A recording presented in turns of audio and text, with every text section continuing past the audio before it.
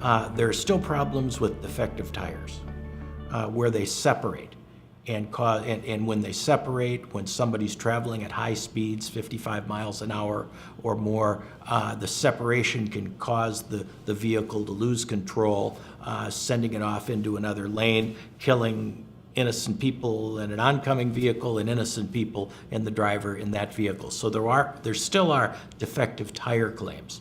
Defective rim claims, there are very few now because the problem with the rims that were made in the 1960s and the 1970s, and there's still some of those vehicles out there, but the problem with the rims was addressed in the 1970s when Firestone, Goodyear, and other manufacturers changed their design so that you couldn't have two pieces in a rim come apart at a very high velocity and cause loss of control of the vehicle. When you lose the rim, you lose steering capability.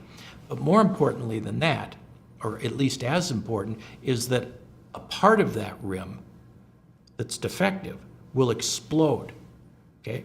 And it shoots off like a missile, literally at the speed of a hand-propelled grenade launcher, a handheld grenade launcher, that speed.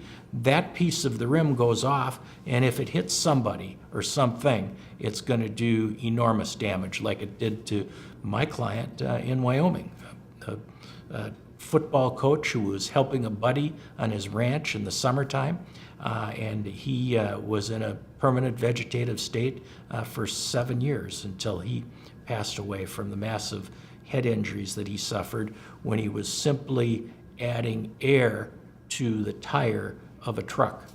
So this is 30 years after the rim had been recalled by Firestone, but those rims are still out there. And Firestone believes there are 30,000 defective rims that are still out there in America today. There were millions. They're down to about 30,000. But the defective design of the rim that can cause it, for something as simple as putting air in a tire to explode, the danger is enormous, and it can cause catastrophic injury.